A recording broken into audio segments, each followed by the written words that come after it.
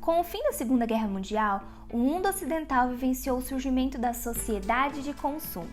Ela era marcada pela produção em massa e pela ampliação do uso das mídias. Durante esse período, surgiram vários estudiosos que buscavam justamente elaborar teorias sobre o consumo e as mídias, e foi exatamente nesse contexto histórico de grandes transformações que os estudos culturais nasceram na Inglaterra nos anos de 1950. Porém, eles só foram surgir dentro de uma instituição em 1967, dirigido pelo sociólogo inglês Richard Howard.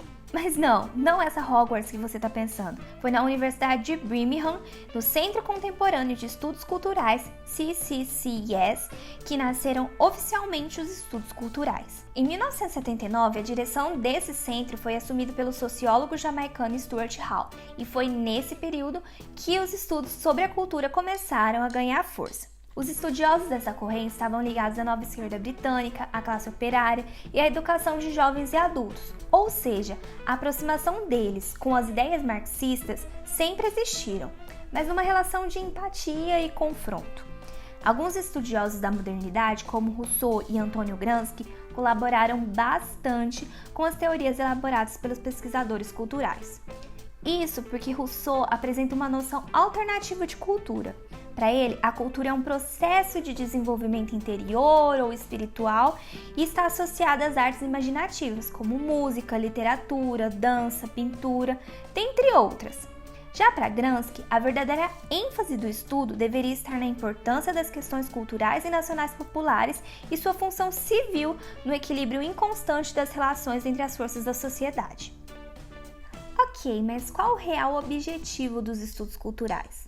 Os estudos culturais surgiram com o objetivo de compreender os fenômenos culturais e definir o que seria cultura, tendo como principal objeto de pesquisa as culturas vistas como de massa, que não eram objeto de atenção do mundo acadêmico da época.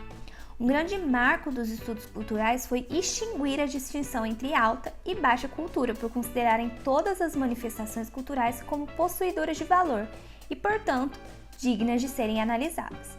Eles sempre enfatizavam não uma sociedade dominada e alienada, como os teóricos críticos, mas uma sociedade pautada na dimensão do conflito e na disputa entre classes e setores diferenciados no seio da cultura. Dessa forma, a partir dos estudos culturais, a cultura, que antes trazia o conceito de civilização, de associação com a arte, passa a significar modos de vida e suas diferentes práticas sociais. Ou seja, um modo particular de vida, quer seja de um povo, um período, um grupo ou da humanidade em geral.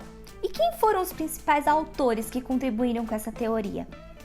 Raymond Williams foi um dos primeiros a chamar a atenção para os meios de comunicação e o processo de transmissão da informação e da mensagem. Ele trouxe à tona a afirmação de que a comunicação não contempla apenas a transmissão de informação, como outras teorias afirmavam, mas dizia que a comunicação contempla a transmissão, a recepção e também a resposta. Apesar de já existirem estudos que consideravam a televisão como um meio de comunicação, foi o estudioso John Fiske que trouxe de fato a iniciativa de criar estratégias para ler esse meio. Fiske destaca que, além de entreter, as mensagens da mídia podem ser instrumentos de contestação e mudança e também instrumentos para reforçar os valores dominantes de uma sociedade, mesmo que eles sejam meros estereótipos. Para ele, a única maneira de saber quando as mensagens televisivas estão realmente cumprindo seu papel era desenvolvendo estratégias para a leitura delas. Seguindo a mesma linha de pensamento, outro estudioso chamado Stuart Hall cria a teoria nomeada codificação e decodificação. Ele acreditava que o processo de comunicação a partir da repetição midiática não era para manipulação instantânea do destinatário. Para ele, a informação só tem efeito se o discurso for significativo para o interlocutor, mas sempre existirão processos de negociação quanto à informação, marcados ou pela aceitação ou pela resistência do destinatário.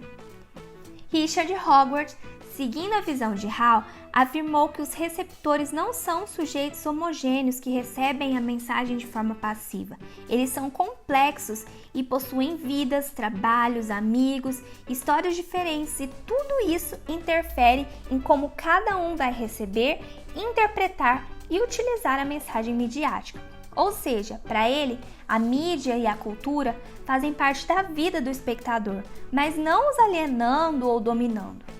E quando o assunto é cultura de fato, o estudioso Edward Palmer Thompson afirma que a cultura não é apenas algo que o receptor assiste, consome ou aprecia nos momentos de lazer.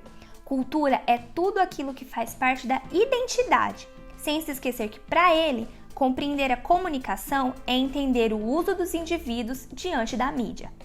E por fim, não podemos esquecer também de Martim Barbeiro, um estudioso latino-americano que deslocou seu olhar da produção dos meios de comunicação para a recepção dos meios, analisando assim como o processo de recepção midiática ocorre para as pessoas. E a partir da noção dos estudos desses pensadores sobre a cultura, podemos perceber que ela é algo muito diversificado e justamente por isso existem várias expressões culturais com suas características próprias e peculiares. Existe cultura erudita, cultura popular, cultura de massa, cultura material, cultura imaterial, cultura organizacional, cultura corporal e por aí vai. Mas é importante ressaltar que os estudos acerca da cultura e das suas manifestações não se limitaram aos autores e pesquisas aqui citados. O debate é muito pertinente ainda nos dias de hoje e abrange os mais diversos campos e expressões culturais, da poesia à música popular, da pintura à moda, da literatura ao cyberespaço, incluindo os mais diversos formatos multimídia, CD, DVD, iPod, Walkman, televisão, rádio, livro, internet. Ufa! Com tantos formatos disponíveis e com a popularização da internet, vale ressaltar que houve uma modificação radical nas expressões culturais, nas maneiras de interpretá-las e no papel do receptor nas mensagens midiáticas. O público se tornou cada vez mais ativo e complexo, que é justamente um dos princípios dos estudos culturais, sendo possível perceber a singularidade do indivíduo que recebe cada informação de maneira única e com ela dialoga, podendo inclusive questionar e se opor a ela. Enfim, a internet mais do que nunca é um meio de comunicação e um meio de comunicação com espaço para resistência e lutas simbólicas, onde cada indivíduo manifesta suas opiniões, apresenta ao mundo sua forma de viver e de pensar a sua cultura, a sua luta para vencer os preconceitos, os estereótipos, os tabus, apresenta a sua raça, o seu gênero, o seu estilo, a sua religião, a sua classe, suas reivindicações de cunho individual, como justiça, educação, saúde, liberdade de expressão.